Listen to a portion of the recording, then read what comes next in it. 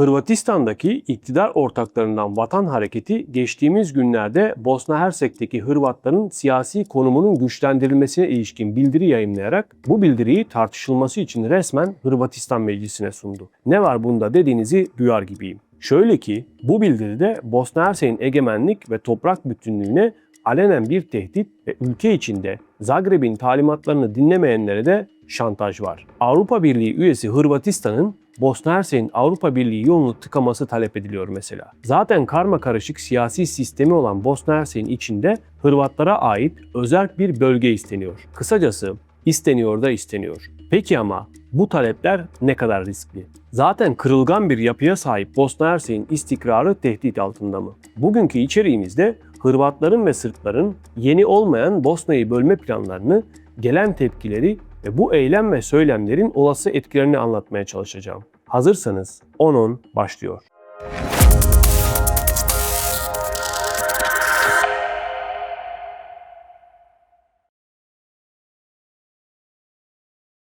İçeriğin devam eden kısmını daha iyi anlayabilmeniz için öncelikle Bosna Hersek'in karmaşık siyasi sistemini kısaca anlatmakta fayda var. Bosna Hersek'te 1992-1995 yıllarında yaşanan savaşı sonlandıran Dayton Barış Anlaşması ülkeye dünyanın en karmaşık siyasi sistemlerinden birini getirdi. Bağımsız Bosna Hersek'e saldıran Sırplar ve Hırvatlar ülkenin bağımsızlığını savunan Boşnaklar ile beraber ülkenin kurucu halkları olarak kabul edildi. Bosna Hersek ülkesi, Bosna Hersek Federasyonu ve Sırp Cumhuriyeti olmak üzere entite adı verilen iki özerk bölgeden oluşuyor. Bir de Bosna Hersek Sırbistan-Hırvatistan sınırlarının kesiştiği noktada bulunan Brčko şehrine özel bir statü verildi. Boşnak ve Hırvatların yoğun yaşadığı Bosna Hersek Federasyonu entitesi kendi içinde 10 ayrı kantondan oluşuyor. Bu kantonların her birinin başbakanı, bakanları, polis birimleri bulunuyor. Kantonların ayrı, entitelerin ayrı,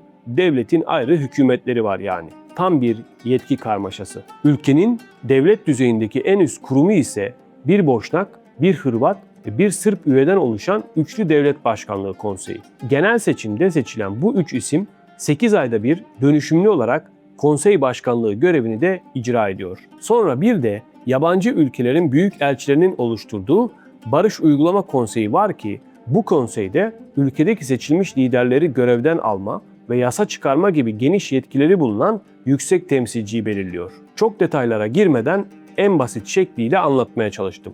Zira detaylara girersek 10 maddenin tamamı siyasi sistem üzerine olacak. Resmi adı Bosna Hersek'teki Hırvatların siyasi konumunun güçlendirilmesine ilişkin bildiri olan bu metin Hırvatistan'daki iktidar ortaklarından Vatan Hareketi tarafından meclise sunuldu. Aslında bu metin daha önce partinin internet sitesinde yayımlanmış ve hem Bosna Hersek'te hem de Hırvatistan'da büyük yankı uyandırmıştı. Zira bildiri Bosna Hersek içinde 3. entite olarak adlandırılan yeni bir federal birimin kurulmasına yönelik aleni bir çağrı yapıyor. Bosna Hersek'in kurucu halklarından biri olan Hırvatların diğer iki kurucu halk ile tam olarak eşit sayılmadığı öne sürülüyor. Burada bir parantez açayım. Son olarak 2013 yılında yapılan sayıma göre ülkedeki Hırvat nüfusu sadece %15 ve ülke nüfusunun %55'ini oluşturan Boşnaklarla birçok alanda aynı, hatta daha iyi haklara sahipler. Devam edelim. Hırvatistan hükümetinden Bosna Hersek'teki Hırvatların daha yüksek düzeyde özellik elde etmesi için finansal ve siyasi destekte bulunması da talep ediliyor. Bosna Hersek'teki Hırvat partilerinin 3. entite başta olmak üzere tüm diğer siyasi hedeflerine ulaşması için Hırvatistan'ın baskı yapması da isteniyor. Bildiride talep edilen şartlar yerine getirilene dek Hırvatistan'ın Bosna Hersek'in Avrupa Birliği yoluna engellemeler çıkarması da alenen talep ediliyor. Hırvatistan'da halihazırda Hırvat milliyetçisi ve muhafazakar bir politika izleyen Hırvat Demokrat Birliği yani HDZ öncülüğünde bir hükümet var. Aynı zamanda HDZ'nin genel başkanı da olan Başbakan Andrej Plenković, Bosna Hersek içindeki Hırvatların durumunu güçlendirecek olan bildiriye son halini vermek için iktidar ortaklarıyla görüşmeye devam ettiklerini belirterek son halinin nasıl olacağını ilerleyen günlerde hep beraber göreceğimizi söyledi. Burada iki önemli husus var. Birincisi Hırvatistan Meclisi'ne sunulan ve alenen komşu ülkenin iç işlerine karışmak anlamı taşıyan bu bildiri HDZ'nin desteği olmadan Meclis Genel Kurulu'nda kabul edilemez. Kaldı ki kabul edildi, bölgede tansiyonu bir kez daha yükseltmek dışında herhangi bir yaptırım gücü olmayan bir bildiri olarak kalacak. Aslında biraz popülist bir hamle yani. Buna da ileride değineceğim. Zira burada Hırvatistan'ın, daha doğrusu Hırvatistan'daki mevcut iktidarın atabileceği tek adım Bosna Hersek'in AB üyelik sürecine engel koymak olabilir. Ki zaten söz konusu sürecin hızlı ilerlemesi söz konusu bile değil. Kaldı ki Hırvatistan, AB'nin önde gelen ülkelerinden biri olmadığı için büyüklerin sözünü dinleyecektir.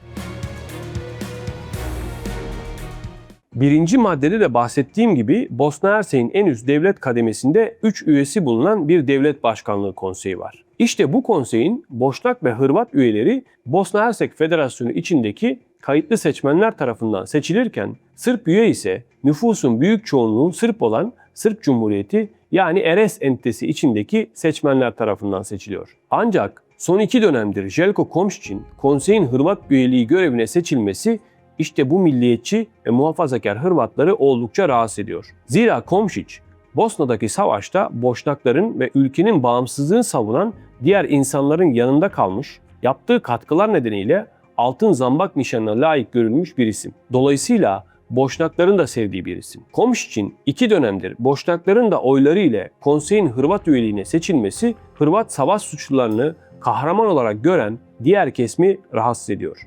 Onlar sadece kendileri gibi olan Hırvatların oyları ile seçilecek bir konsey üyesi istiyorlar. Asıl dertleri bu yani. Zagreb'in sözünden çıkmayacak, gerektiği zaman ayrılıkçı tehditler savuracak, Müslüman Boşnaklara yönelik yüzlerce savaş suçu işlemiş Hersek Bosna Hırvat Cumhuriyeti'nin geri getirmek için çalışacak bir isim seçmek ya da seçtirmek. Bu önce bir sanal seçim bölgesi olacak, sonra özerk bir entite haline gelecek. Sonra belki de bağımsızlık talep edip Hırvatistan'a bağlanmak istenecek. Hikaye tanıdık geldi mi? Bosna Hersek Dışişleri Bakanı Ermedin Konaković söz konusu bildirinin Bosna Hersek'in egemenliğine yönelik ağır bir ihlal olduğunu belirterek kısa bir süre önce Saraybosna'yı ziyaret eden Başbakan Plenković'in kendilerinin bu bildirinin arkasında olmadıklarını belirttiğini hatırlattı. Hırvatistan hükümetinin kendi sınırları içindeki sorunlara çözüm bulamayıp bu tarz konularla uğraşan radikal ve popülist kesimin baskısı altında kalmayacağı temennisinde bulunan Konaković, söz konusu bildirinin meclisten geçmesi durumunda gereken karşılığı vereceklerini söyledi. Bu adımın Zagreb-Saraybosna ilişkilerine ciddi zarar verebileceği de ifade ediliyor. Bosna Hersekli siyasi analistler tam da Bosna Hersek'in Avrupa Birliği ile katılım müzakerelerine başlayacağı ve fasılları açacağı bir dönemde AB üyesi Hırvatistan'dan böyle bir adımın gelmesinin hiç de yapıcı olmadığı görüşünde. Ülkedeki en büyük Boşnak Partisi konumundaki Demokratik Eylem Partisi'nin 3. entite konusundaki tavrı da net. Her türlü yeni harita çizimlerinin 1990'lı yıllardaki savaş suçlarını hatırlattığını belirten SDA, bu tür eylemlerin Bosna Hersek'in egemenliğine doğrudan bir darbe olduğunu belirtti. Partiden yapılan açıklamada AB ve NATO üyesi olan Hırvatistan'ın Bosna Hersek toprak bütünlüğüne saygı duyması gerektiği vurgulandı.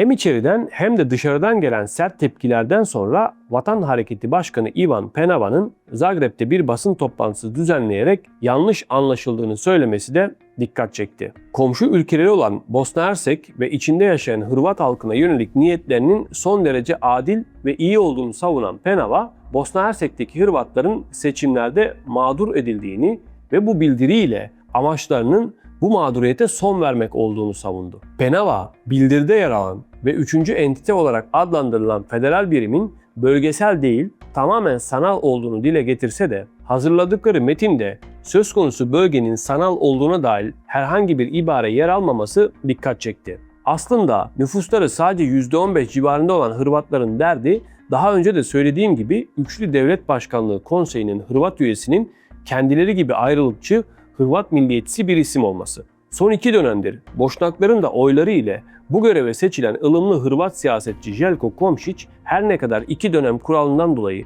bir daha aday olamayacaksa da HDZ öncülüğündeki Hırvatlar bir daha benzer bir senaryonun yaşanmasının önünü kesmek istiyor. Aslına bakarsanız genel kanı bu tartışmalı bildiriyle ne Bosna Hersek'te ne de Hırvatistan'da ciddi bir sonuç elde edileceği yönünde. Burada Vatan Hareketi'nin amacı Hırvat sağındaki rolünü güçlendirmek, hatta yıllardır iktidarda olan Hırvat Demokratik Birliği'nden bile daha sağda olduğunu seçmene göstermek. Bu ve benzeri skandal denebilecek metinler sadece kamuoyunda biraz daha fazla yer edinmek, öne çıkmak, milliyetçi Hırvatların oylarını almak amacıyla ortaya atılan popülist adımlar.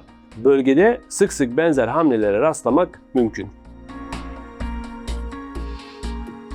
Bosna Hersek'in mevcut durumundan farklı olarak bir Boşnak, bir Sırp ve bir Hırvat olmak üzere 3 otonom bölgeye ayrılması fikri aslında yeni değil. Bu teklif savaşın sürdüğü 1993 yılında da gündeme gelmiş ve o dönemde bile kabul görmemişti. Bugünkü barış ortamında kabul görmesi çok daha zor. Zira yeni entite ya da entitelerin oluşturulması başarısız bir deneyim olan Dayton Bosna Hersek'ini daha başarılı yapmayacağı gibi devletin tamamen yıkılmasına da zemin hazırlayacaktır. Çünkü Hırvat ve Sırp entitelerine, yani doğal olarak Bosna Hersek'in iç işlerine komşu ülkeler Sırbistan ve Hırvatistan'ın daha fazla müdahil olmasına kapı açılacaktır. Eğer etnik temelli yeni entiteler ortaya çıkacak olursa söz konusu etnik grup kendisini o entiteye ait görecek, devlet kavramı değerini kaybedecektir. Bosna Hersek asırlardır farklı dini ve etnik grupların bir arada yaşamak zorunda kaldığı bir ülke. Etnik temelli bölgeler oluşturmak yerine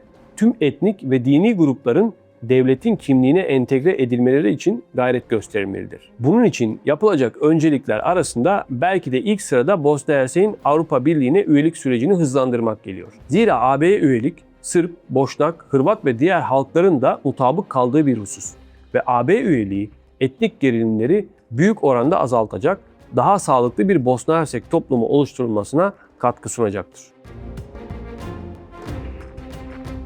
Şimdi biraz geriye gideceğiz. Sırp ve Hırvatların Bosna Hersek'i bölme planları aslında hiç de yeni bir şey değil. 26 Ağustos 1939'da dönemin Sırp kökenli Yugoslavya Başbakanı Dragiša Cvetković ile Hırvatların siyasi lideri Vlatko Maček arasında bir anlaşma imzalandı. Anlaşma sözde Hırvat sorununu çözme anlaşmasıydı ama bugünkü Bosna Hersek topraklarının Hırvatlar ve Sırplar arasında bölünmesini öngörüyordu. Bu anlaşma ile Bosna Hersek'in siyasi bütünlüğü parçalandı ve bölgenin ana unsuru olan Müslüman Boşnaklar tamamen yok sayıldı. Kısacası Sırp ve Hırvat elitler kendi aralarındaki sorunu Bosna Hersek'i aralarında pay ederek çözmeye çalıştı. Yugoslavya'nın dağıldığı savaşlardan önce de Sırp lider Slobodan Milošević ile Hırvat lider Franjo Tuđman bölge tarihinin en karanlık gizli zirvelerinden birini yapmıştı. 25 Mart 1991'de Vojvodina bölgesindeki Karađorđevo av köşkünde yapılan görüşmede iki lider Bosna Hersek'i kendi aralarında paylaşma noktasında fikir alışverişinde bulunmuştu. İki lider Yugoslavya dağılırken Büyük Sırbistan ve Büyük Hırvatistan ideallerini gerçekleştirmek için Bosna Hersek topraklarını harita üzerinde bölüşme konusunda anlaşmıştı. Tıpkı 1939 yılında olduğu gibi 1991 yılında da Müslüman Boşnaklar tamamen yok sayılmış, fikirleri dahi sorulmamıştı. İsrail'in son dönemde Müslüman Boşnaklara karşı bölgedeki ayrılıkçı Sırp ve Hırvatları desteklediğini görüyoruz. Avrupa'da birçok ülkede yasaklı olan soykırımcı İsrail Başbakanı Benjamin Netanyahu'nun sadece birkaç gün önce Bosna Hersek Devlet Başkanlığı Konseyi'nin Sırp üyesi Željko Cvijanović ile İsrail'le görüşmesi bir tesadüf değil, uzun vadeli bir planın da kanıtı. Gazze'de neredeyse 3 yıldır süren soykırıma rağmen Sırpların ve Hırvatların İsrail ile ticaretini, özellikle de savunma sanayi alanında geliştirmesi son derece dikkat çekici. Enteresan olan bir başka nokta, bölgeden İsrail'e yapılan ziyaretlerde Müslüman Boşnakların Hristiyanlığa karşı bir tehdit olarak gösterilmesi. Aslında ABD'yi bir kenara koyarsak hiç kimse soykırımcı başbakan ile görüşmek istemezken Cvijanović'in seçilmiş bir devlet yetkilisi olarak İsrail'i ziyaret etmesi tam bir kazan-kazan planı. Bosna Hersek içerisinde ayrılıkçı söylemleriyle bilinen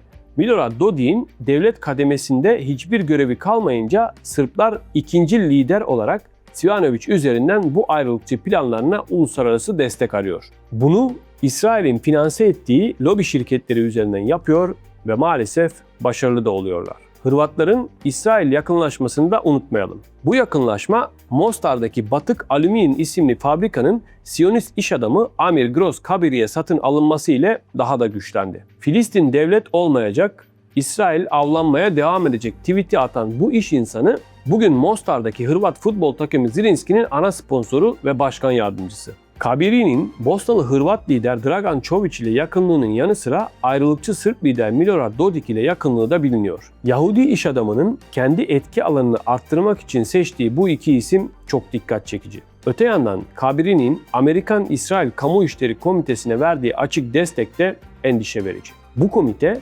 ABD'deki siyasi manipülasyonlar için 100 milyon dolardan fazla para harcamayı planlayan İsrail yanlısı güçlü bir lobi organı.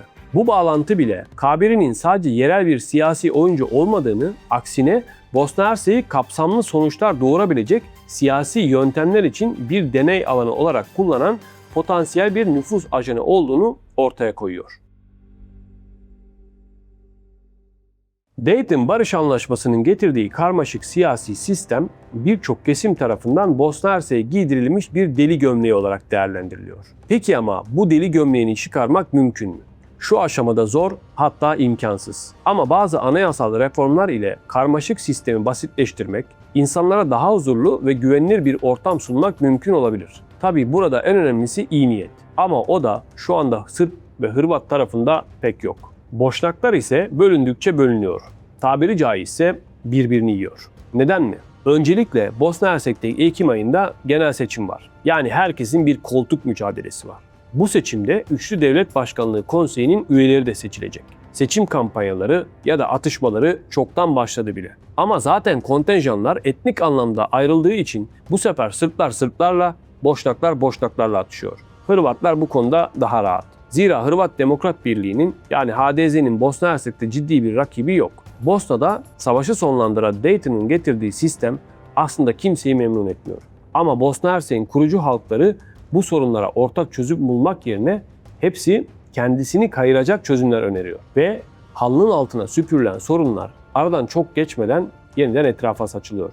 Bunun yanı sıra sürekli uluslararası toplumun müdahalesi bekleniyor. Dolayısıyla Bosna Hersek kendi geleceğini kendi inşa etmek ile uluslararası vesayete sığınmak arasında sıkışıp kalmış durumda. Peki ama bu paradokstan çıkışın yolu var mı? Ülkedeki siyasiler etnik kutuplaşmayı bir beka aracı olarak görmekten vazgeçmedikçe dışarıdan yapılacak hiçbir müdahale bu deli gömleğini estetmeye yetmeyecektir. Deli gömleğini yırtıp atmak dış aktörlerin reçeteleriyle değil, ülkedeki kurucu unsurların ortak bir vatandaşlık paydasında uzlaşmasıyla mümkün olabilir. Bizi izlediğiniz için teşekkürler. Balkanlara dair yeni içeriklerde görüşmek üzere. Hoşça kalın. Hırvatistan'daki iktidar ortaklarından Vatan Hareketi geçtiğimiz günlerde Bosna Hersek'teki Hırvatların siyasi konumunun güçlendirilmesine ilişkin bildiri yayımlayarak bu bildiriyi tartışılması için resmen Hırvatistan Meclisi'ne sundu.